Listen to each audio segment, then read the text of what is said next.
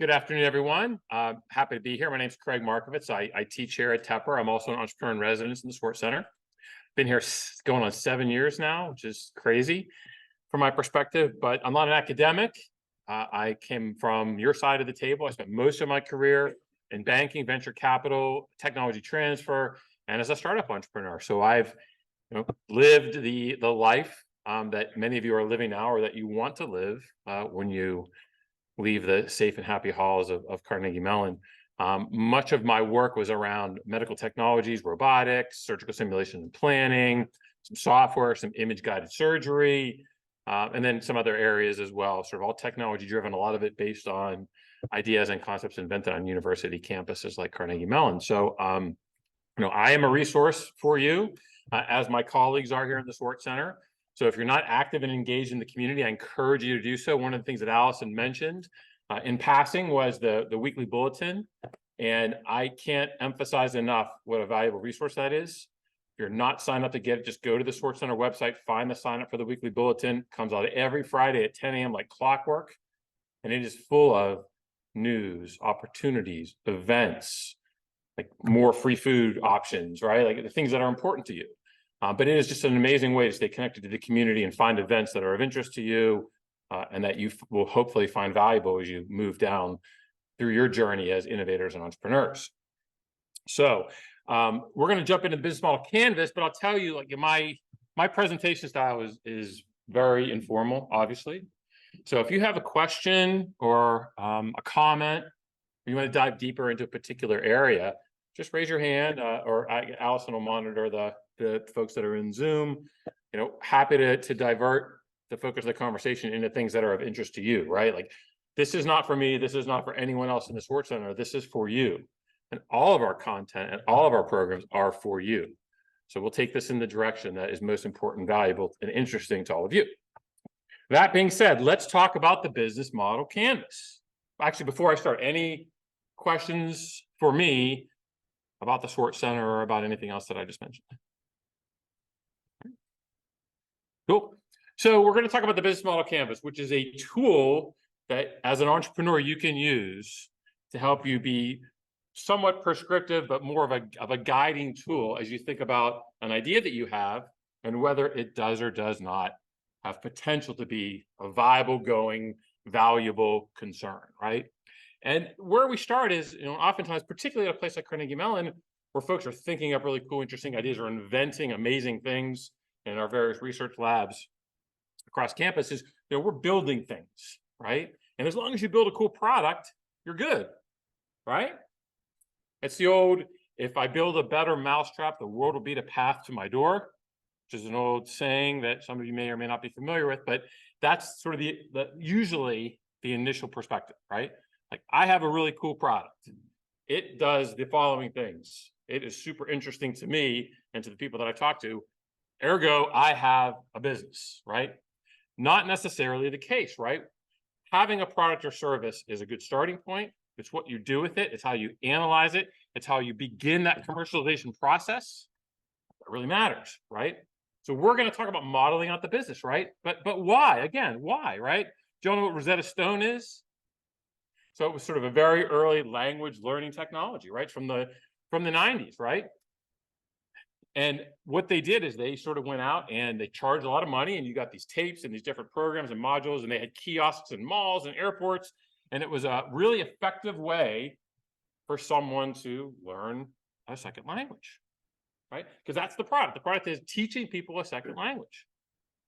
But again, it was expensive. It was very sort of brick and mortar based, right? And had been around for a long time. Until something else comes along that we may or may not be familiar with here in Pittsburgh at Carnegie Mellon, right? So fully 20 years later, right, the same product, right, teaching people in a second language, right, but a completely different model, a completely different approach to the business, right? And we all know that story, right? IKEA, same deal, right? So pre-IKEA, there was a very sort of set way to buy furniture, right? You went to a store, you looked at some furniture, you placed an order.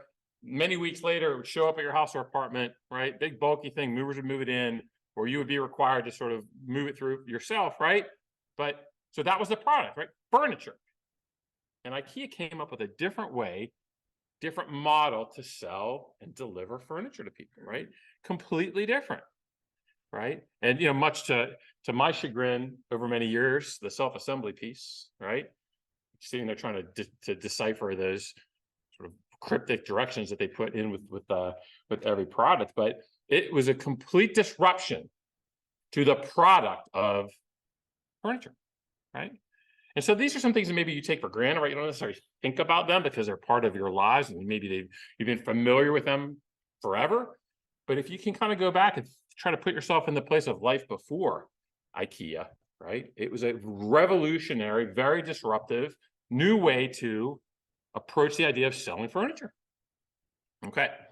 So Don Jones is the guru, sort of the founder of entrepreneurship here at Carnegie Mellon.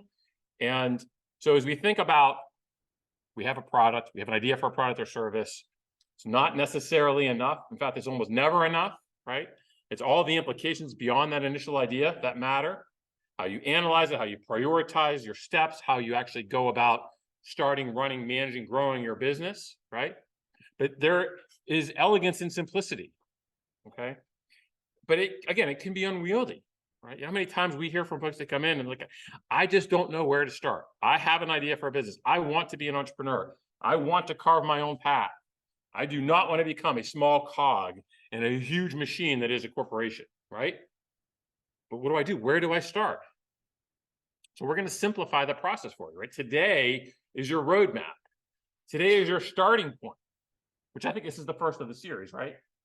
There's a reason, there's thought behind the order of the different talks that you're going to see over the course of the next few weeks that sort of walk you through the commercialization process. This is the starting point, right? We're going to give you framework, guidelines, right? Some tips, some hints, some tricks to help you think about how can you build a viable business, right? So this is what the business model canvas is, right? And any of you that have taken my class or heard me talk before know that one of my huge pet peeves is people that read slides. So a quick offshoot, never, ever, ever, ever, ever read slides, right? Because people that in the audience, they can read and they read faster than you can talk, and they're going to immediately get bored and stop paying attention, right? And by the way, if I'm just going to read the slides, I don't really need to be here. I just throw the slides up, right? So you can read the slides, and then I can talk about the content and how it's important. But we can read that, right? Super simple.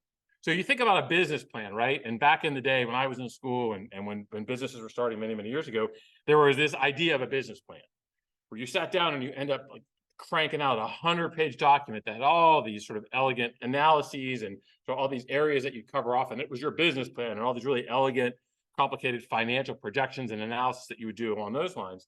And you spend all this time, energy, and effort. You write this business plan. It was like a thesis practically, right? And then as soon as you put the last period on the last page, it was irrelevant, out of date, right? Because things change so fast. So we're going to think about sort of how you take that business plan, that old traditional business plan model, and push it aside, right? Like the idea of a business plan, as we sort of think about it, is really not viable. It is not a viable concept in today's world. So you have your external documents, your pitch deck and your elevator pitch and some of your other materials that we'll talk about in other sessions.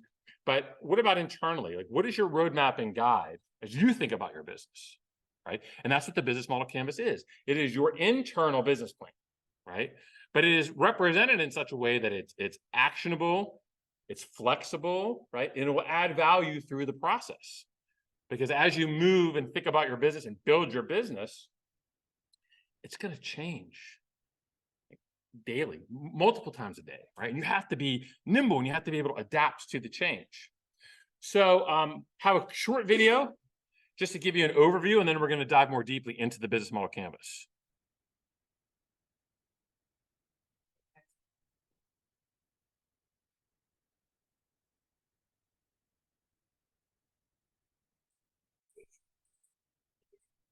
Basic building blocks, the customer segments, the value proposition of each segment, channels to reach customers, customer relationships established, the revenue streams you generate, the key resources and key activities you require to create value, the key partners, and the cost structure of the business model. But it's not sufficient to just enumerate the 9 building blocks.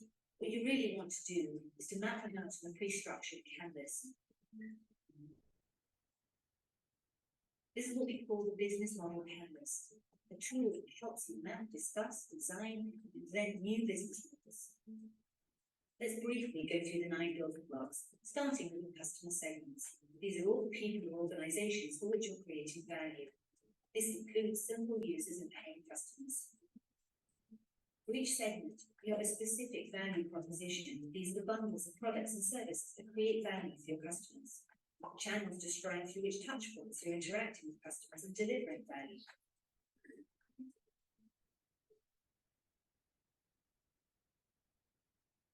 Customer relationships outline the type of relationship you're establishing with your customers. The revenue streams make clear how and through which pricing mechanisms your business model is capturing value. Then you need to describe the infrastructure to create, deliver, and capture value. The key resources show which assets are indispensable in your business model. Key activities show which things you really need to be able to perform. Key partners show who can help you leverage your business model, since you won't own all key resources yourself, nor will you perform all key activities. Then once you understand your business model's infrastructure, you'll also have an idea of its cost structure. So with the business model canvas, you can map out your entire business model in one image. This works for startup entrepreneurs just as well as for the most senior executives. So this literally is a canvas, right? It is something that you can use in this kind of structure. There's lots of templates that are easy and available to download, right? You can just go grab them anywhere after you do a search. And I know plenty of organizations and entrepreneurs that have started up that actually blow this thing up. They put it on the wall of their office or in their garage or in their apartment, right? And actually use it as a dynamic document, right? Put sticky notes on, do different things, use dry erase, right? So it's just nice to have this as this kind of representation that you can sort of sit back and look at the big picture and start to understand each of these blocks and why they're important and how you can use them to your advantage to build your business so you can be successful, right? And so we're going to dive into each of the blocks, give you a little more detail about how to approach them, how to construct an appropriate business model canvas. But before I do that, another commercial for the Swartz Center resources. So if you go to the Swartz Center website, you go to the Connects page, and you find the archives. In the Connects archives, we will post this presentation along with every other presentation that we've ever given in 6 years.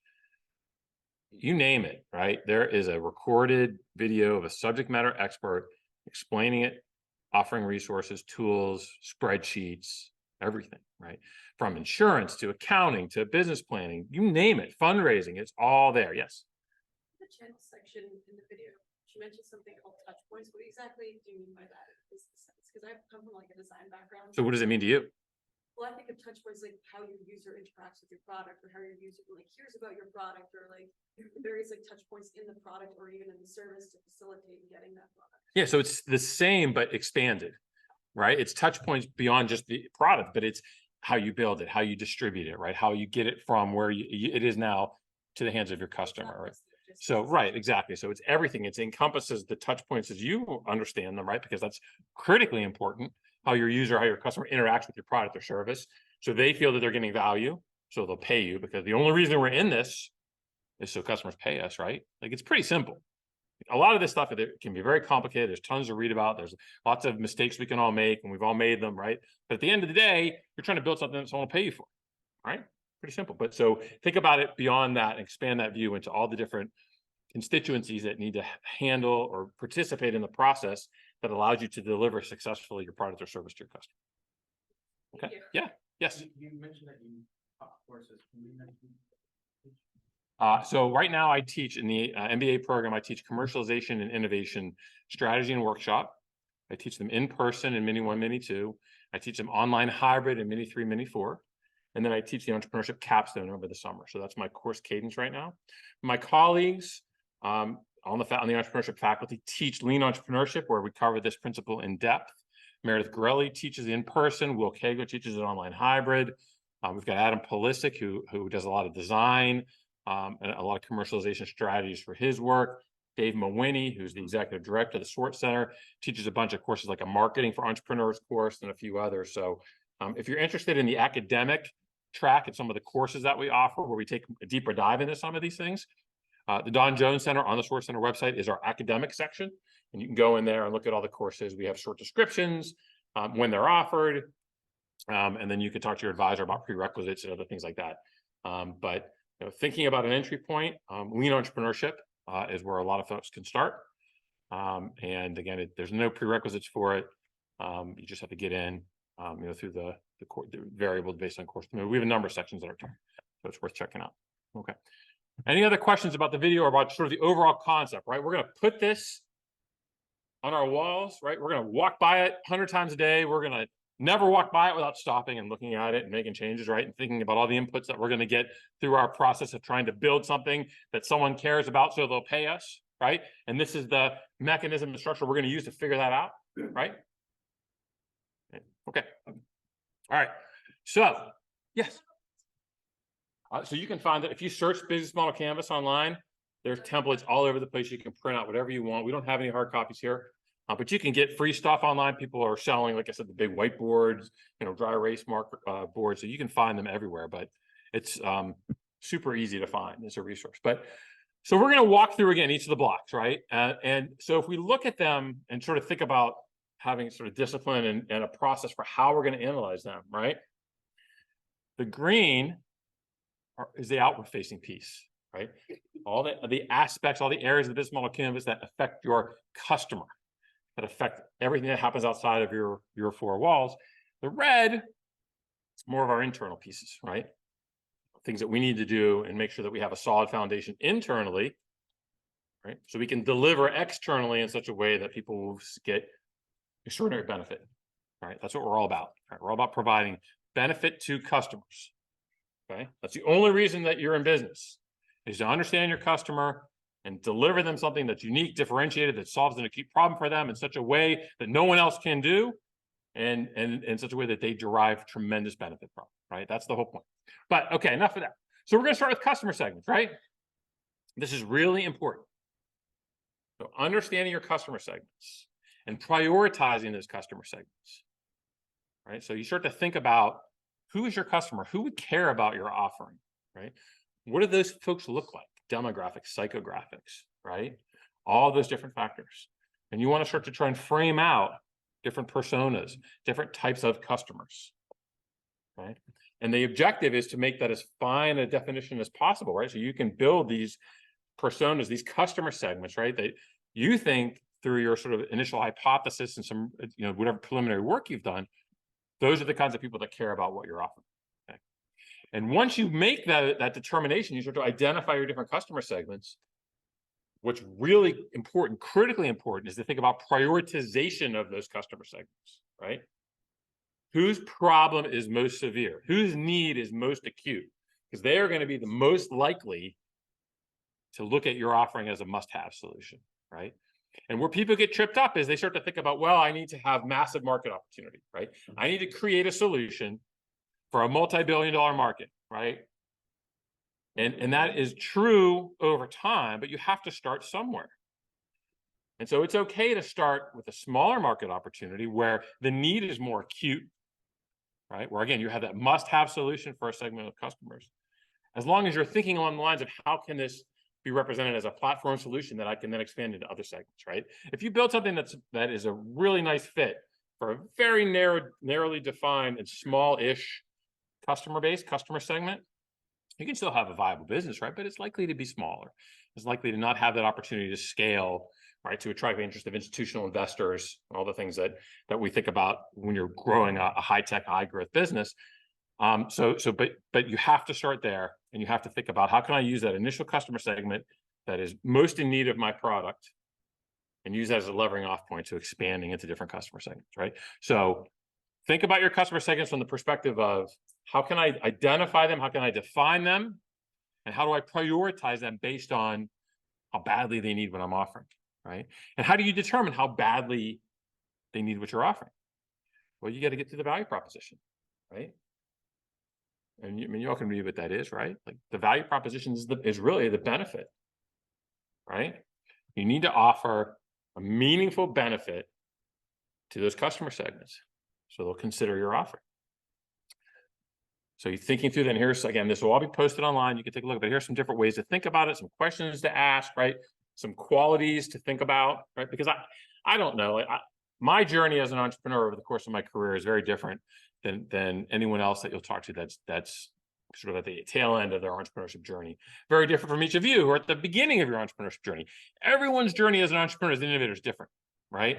So we're not solving for X. There's no absolute right or wrong answer. You take these factors, you understand the concept, and you educate yourself, and you mold your solution and your value proposition based on what you think is right, based on your goals, objectives, your plan for world domination, right? Everyone's plan for world domination is different, right? But you have to have a compelling value proposition. Otherwise, you're going to be in that just like the situation no one wants to be in, where you have created a nice to have solution. You never want to have a nice to have solution. You want to create a must have solution. Okay. So customer segment, value proposition, right? When we think about value proposition, can you quantify, right? You have to be meaningful. You have to be impactful. You have to be better. And this goodness factor concept, which is something that we teach in lean entrepreneurship, is this idea that, if you're going to offer something, it has to be measurably better than the current solution, right? And we look at 10x better. Can you support the fact that whatever product or service you're offering your customers is 10 times better than what they're getting now, right? And a quick example that I use, and it's getting a little muddled now because of all the AI, but back in the day before Google, there was really no gold standard for search, right? There was a bunch of different offerings. There were a bunch of different sort of ways that people approach search. No one had a dominant market share. Google came along and just completely disrupted search, right? And ended up taking a 90+ market share. So they had an absolute 10x or more goodness factor. People were frustrated with the performance of search engines. They were dissatisfied with the results. Google came along with something that was measurably better, and everyone changed their behavior and went to Google. And a couple of years ago, yeah. Yeah, I'll comment on that. I was just listening to this, and there was the report talking about how, like, during that time, that search was a bad market to get into because of the fact that it was so crowded. People were telling Google, and the time I was like, hey, you shouldn't do this. Yeah, don't do it because it sucked. It was not a good market. Yeah, I agree. Like the results, like I remember it. Like, all the different search engines, and they were all terrible, including, there was one that was created here. Does anyone know which one was invented at Carnegie Mellon? Allison? No? Alex? Lycos. Invented here. Yeah. The value proposition section is mostly about the pain that you want to deliver to the customer, or I don't think they are features of their product, right? They are not. They're just like the ultimate goal of your product features that you want to achieve at the end. Yeah, so no one makes buying decisions based on features. Features are there. Features is the cover charge, price of admission. People will buy and change their behavior based on benefit, right? So the value proposition has to translate into how do your features result in benefit to your customers in such a way that they're very satisfied, you're solving an acute need for them, so they'll pay, right? So think about getting away from features. All right. I have yet to meet an entrepreneur here or anywhere else who describes what they are offering, what they propose to offer in such a way that they just don't think it's like cool or interesting or valuable. Like everyone is going to talk about their features and what their product or service will do, right?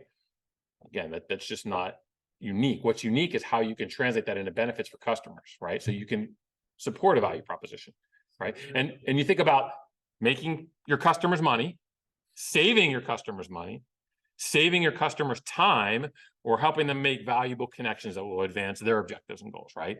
So the goodness factor translates down into save or make money, save time, create valuable connections for people that are actionable for them, right? So if you think about your benefit in those terms, right?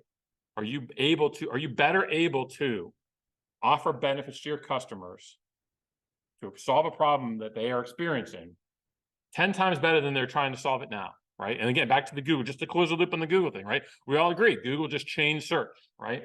When Bing first came out, there was an analysis that was done that Bing's search results were actually better than Google's. But no one switched to Bing. because it was just a little bit better. It was just this much better, and the benefit wasn't acute enough or compelling enough or impactful enough for people to change their behavior to leave Google. Now, things are changing all the time now because of all the AI and all the different things that are affecting how we approach search and looking for things on the internet. But going from a hot mess to Google was a no-brainer because of that goodness factor, because of that 10x, right? But going from Google to Bing, not so much. Yeah. What are the benefits of the product and service purely qualitative? Like they provide a different sort of feeling or a different sort of like, I guess like qualitative experience versus like, it's quantitatively better. You have to be able to articulate that in some way, right? So again, like these are guidelines, and I am not prescriptive when it comes. Like I offer these services when I talk to entrepreneurs, and we offer tools and resources. This is not where you sort of start at one end and finish at the other, right? This is all guidance frameworks, things that you use and apply as appropriate to you to put you in a better chance to be successful, right? And that's a great example. You can have quantitative and qualitative benefit, right? So you can have all of them. My last company was a medical robotics company. We built a handheld robot that was actually invented across the street in Old Simon Hall that cut bone for orthopedic surgery. And we had quantitative benefits for why surgeons and hospitals should consider our technology. We had a number of qualitative benefits as well, right? And so we had them all together. And when you added them all up, the story was compelling enough for people to make buying decisions and to change their behavior and to adapt our technology, right? But you have to be able to give them something that they can grasp onto, right? But having qualitative as well as quantitative benefit is not just okay, but I think it's an important factor for sure. Yeah. Smith and Nephew? Yes. Smith and Nephew. So Blue Belt Technologies was the company that was invented here. If you see the Blue Belt signs that go through town, right, the convoluted route system that no one can follow or understand, then we were acquired 7 years ago by Smith and Nephew. It's a big medical device company based in the UK. But we started off where you are. We started off with a Dremel tool from Home Depot that we had modified to try and figure out if this thing could actually work, right? And followed a lot of these principles to build a business. It took 13 years, right? It's not an easy journey, but you can get there. Okay. Revenue. Make sure we stay on time. Okay. So as I said earlier, you're only in the, there's a famous saying, it might have been Don Smith, someone that said, or Don Jones said, nothing happens until someone gets paid. I can't remember who actually came up with that quote, but it's true. Like, the reason that you're in all of this is just someone will pay you, right? Now, we're not pure, like, greedy capitalists, right? We're not going to be crass about it, right? And go after the dollar at all costs, right? Like, there's plenty of organizations that have missions, and those missions involve a lot of benefit to society, to their customers, to their employee base, to their shareholders, right? But in order to be a viable concern, you have to have a component from an economic perspective that makes sense, that's viable, right? And you're only going to get there if people will pay you, right? So you have to, when you think about your revenue model, you have to, incorporate this concept of the value proposition, incorporate this concept of extraordinary measurable benefit, right? So people can see why they should part with their hard-earned dollars to give to you, right? And there's so many different ways to think about generating revenue, right? And there's questions and guidance, right? But again, so where are we right now, right? We've got our customer segments. We're identifying the different folks that could care about what we're going to offer. We've prioritized them based on how compelling our offering is to them, right? We've thought about how do we position it in such a way so they recognize they get extraordinary benefit through the value proposition.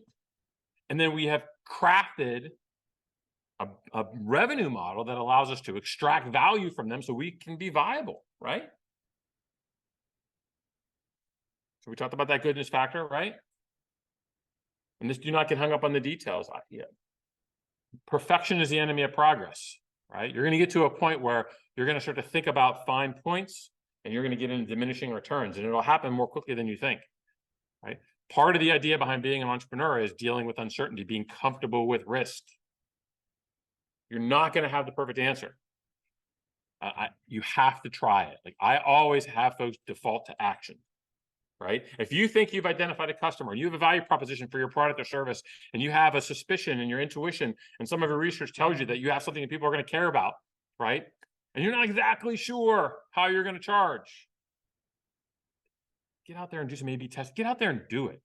Let's go back to Duolingo, right? Duolingo in their early days raised a bunch of money, built their app, had like worldwide recognition on its effectiveness and how easy it was, how much people enjoyed it, how many people used it, and they had no revenue or minuscule revenue for their first couple of years.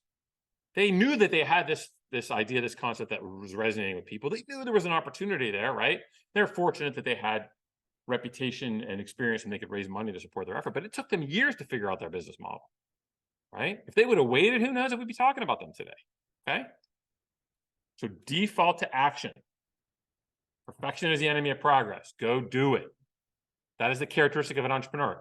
Being comfortable with risk, getting out of your comfort zone, and trying things. And knowing you're going to be wrong. It's okay. You'll figure it out. Okay, so here's where we are so far, right? These are the three things. Right?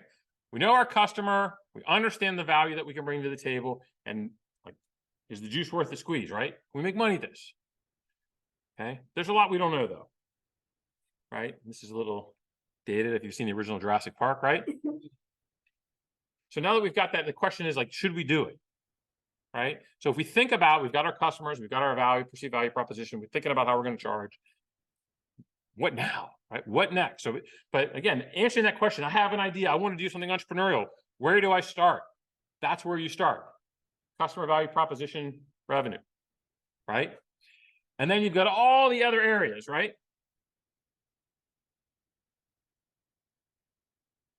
Customer relationships. How do you connect with your customer? How do you identify with them? And you think about companies that have generated extraordinary loyalty and passion from their customer base, right? That stuff doesn't happen by accident. So you want to build strong customer relationships. Again, we're still on the external side of the canvas, right? How are you going to get it to them, right? To that touch point question, right? And you know, what steps are you going to take internally? What steps are you going to have to outsource, work externally, partner, subcontract, right? There's virtually no company in this day and age that does everything end to end on their own. Everyone has a relationship with someone from a channel perspective, okay? But it's important to think about, right? How are you going to deliver it? Even if it's a service, how are you going to deliver it, right? Now we're starting to get into action, right? Now we're moving into our side of the ledger, right? The back of the house side of things, right? Identifying sort of your early steps, right? And you use the other parts of the business model canvas, right? The other panels as your guide, right? Again, where do you start? What are the initial things you need to do? Do you need to incorporate? Do you need to think about a patent? Do you need to get a prototype built? Do you need to find a technical founder or co-founder or team? Do you need to find a business person, right? Do you need to establish relationships with potential customers so you can run pilots, right? Like, what are the key activities that are going to help you get off the ground? Okay. But what's reasonable, right? Like, you know, having a wish list of all the things that you want to do may not necessarily coincide with what you're able to do. Right? And we are all resource constrained. I don't care who you are. Every entrepreneur is resource constrained. So like, just take that excuse and just put it aside, right? No one has enough time. No one has enough money. Just the nature of the beast, right? It's how you maximize the resources you do have, okay? And one of the pieces when you talk about types of resources, time and money, network. Your network is critically important as a resource to help you move down that commercialization pathway. And the fact that you're here is incredibly important and valuable to build your network, to find people that can help you, that you can help, to meet folks that have different skills, complementary skill sets and networks to you, right? Expand your network. Like, your time at Carnegie Mellon is unique and can be incredibly valuable for you beyond what you're going to learn in the piece of paper you're going to walk out of here with, and the people that you're going to meet within your major, within your area of study, within your college, right? Get out and meet other people.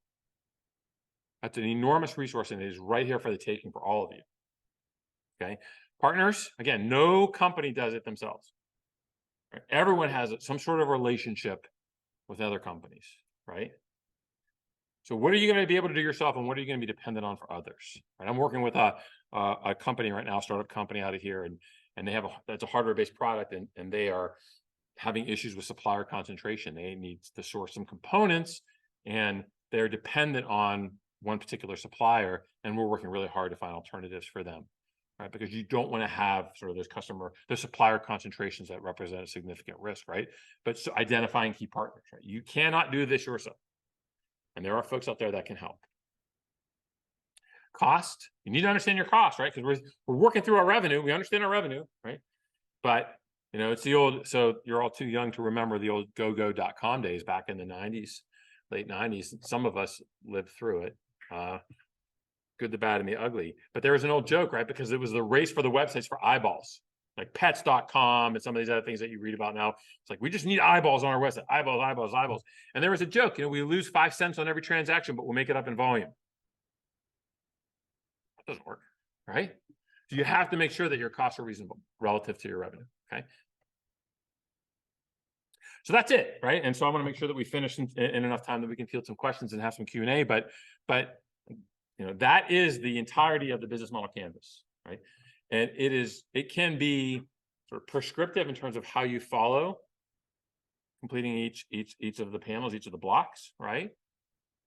It can also be more open-ended, right? Can you adopt this tool so it's valuable for you? You shouldn't look at one of the problems with the old-fashioned business plans was it was a tremendous amount of overhead to write those things. Like people it was just a tremendous amount of overhead and time, right? And so things like this should not be perceived as overhead, right? These should be as value add. They should be as mechanisms and ways that you can use your time efficiently and effectively to remove risk and put you in the best position to be successful, right? So you use this in such a way that you feel you're getting benefit from, right? But I can tell you from experience, right? Each of these factors is critical have an answer to address. We've got Y Combinator here running office hours, right? Looking for companies to invest in today, right? And they will, whether they follow this exactly or it's intuitively comes out through their questioning, they will ask you questions about who your customer is, about your value proposition, how you're going to make money, right? How you're going to deliver, how you're going to protect what's yours, right? So this is a really important early tool that you can use as you think about your business. Because by the way, as you work through this exercise, I can just about guarantee that whatever you think your business is right now or your idea is right now, it won't be that. It'll change. 100%. So, couple last tips and things to remember, right? Again, this is your internal business planning tool. It should be a dynamic, evolving document that you should use. And we have our startup garages around here, and it's not uncommon to walk around and see business model canvas up on the wall of these startup garages, okay? So the order was intentional, right? Start with your customer, think about the value proposition, think about your revenue model, roll into the relationships and everything else from that point, right? But if you're evaluating a number of ideas, if you're still sort of thinking through what it is you want to be when you grow up, which I am for sure, right? If you can start to think about all the different options around identifying your customer segments, articulating, quantifying a value proposition, and figuring out if someone will pay you for it, you're gonna be way ahead of the game. And you're not gonna chase your tail. You're not gonna go down a rabbit hole and build something that you think is cool, that is feature rich, but doesn't provide benefit to someone, so they're interested enough, so they consider it a must-have solution, so they'll pay you. And that's what we don't want here. We don't want folks to get hung up on what they're working on, their concept, their idea, and be so focused on the build, be so focused on internally why they like it and the feature set that they lose sight of the only thing that matters, right? What matters to you does not matter. Take it out of your head. It's what matters to your customer. It's the only thing that matters. And the only thing that's going to decide, help decide whether you succeed or fail. So I think that is it. So I thank you for your time and attention.